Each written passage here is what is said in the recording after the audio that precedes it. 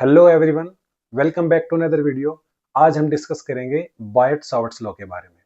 देखिए, ये एक एक्सपेरिमेंटल लॉ है जो बायोट एंड सावर्ट ने मिलकर दिया था, ठीक है, जिसकी हेल्प से हम मैग्नेटिक फील्ड बताते हैं due to small current element.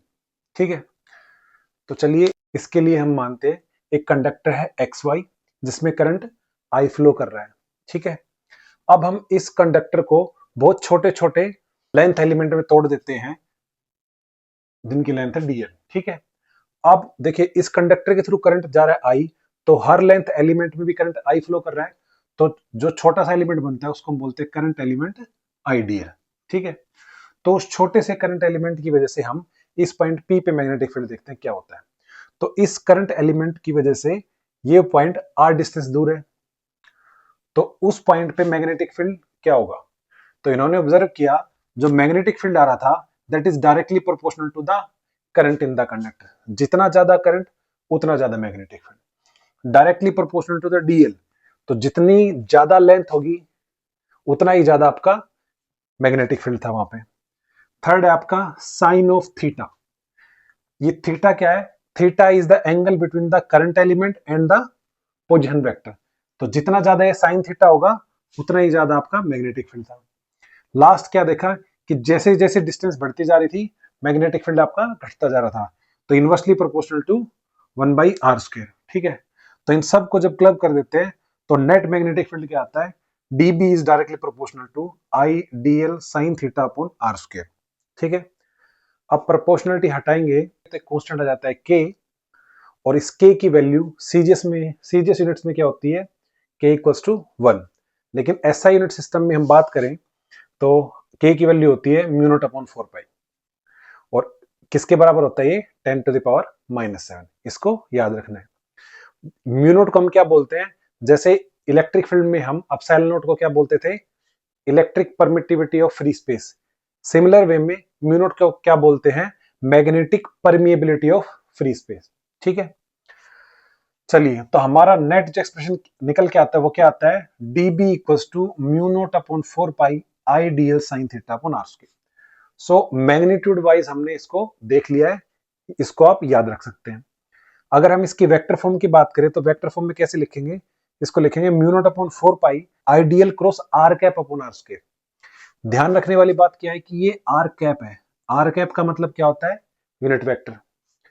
अब कुछ बुक्स में आप इसको ऐसे पढ़ते हो, कुछ बुक्स में आप इसको ऐसे पढ़ते हो, तो कहोगे सर आप इसको ऐसे क्यों लिख सकते हैं? तो हम इसकी वेक्टर फॉर्म को ऐसे लिख सकते हैं। क्यों? क्योंकि जब इसको खोलेंगे तो क्या आएगा? क्रॉस प्रोडक्ट कैसे खोलते हैं? ए क्रॉस बी होता है, A magnitude of A magnitude of B sine theta. तो मैग्नीट्यूड ऑफ ए यानी ideal, magnitude of R cap. देखिए आर कैप मतलब यूनिट वेक्टर ऑफ आर, और यूनिट वेक्टर मतलब इसका मैग्नीट्यूड 1, तो उसका 1 आ गया। तो मैग्नीट्यूड ऑफ आइडियल जिसका 1 और इंटू में साइन थीटा, ये आ गया। तो इसको ऐसे लिख सकते हैं। दूसरी फॉर्म में इसको ऐसे लिखते हैं, और ये कैसे लिखेंगे? देखिए किसी भी वेक्टर को हम कैसे लिख सकते हैं? उसका मैग्नीट्यूड इनटू में यूनिट वेक्टर। ठीक है, तो आर वेक्टर किसके बराबर होता है?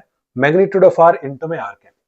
तो मैं क्या करता हूं, इसको आर से मल्टीप्लाई और आर से डिवाइड कर देता हूं।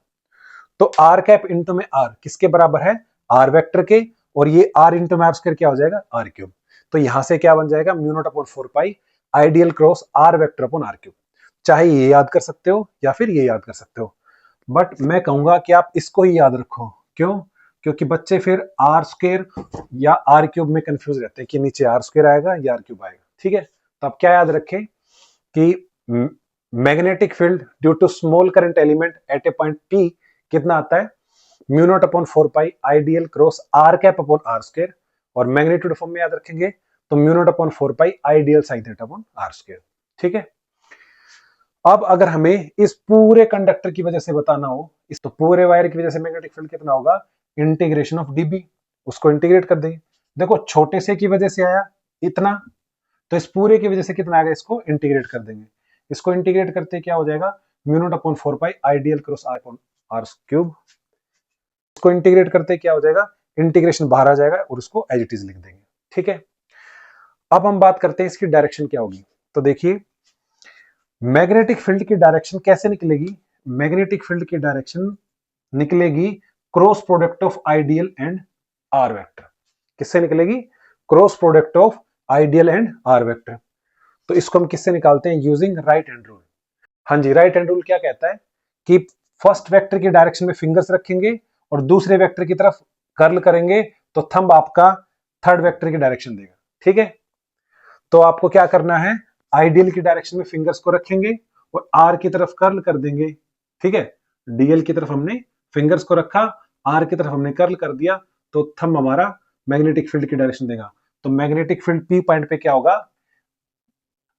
Perpendicular and into the plane. ठीक है, perpendicular and into the board. ठीक है, ये हमारा था मैग्नेटिक।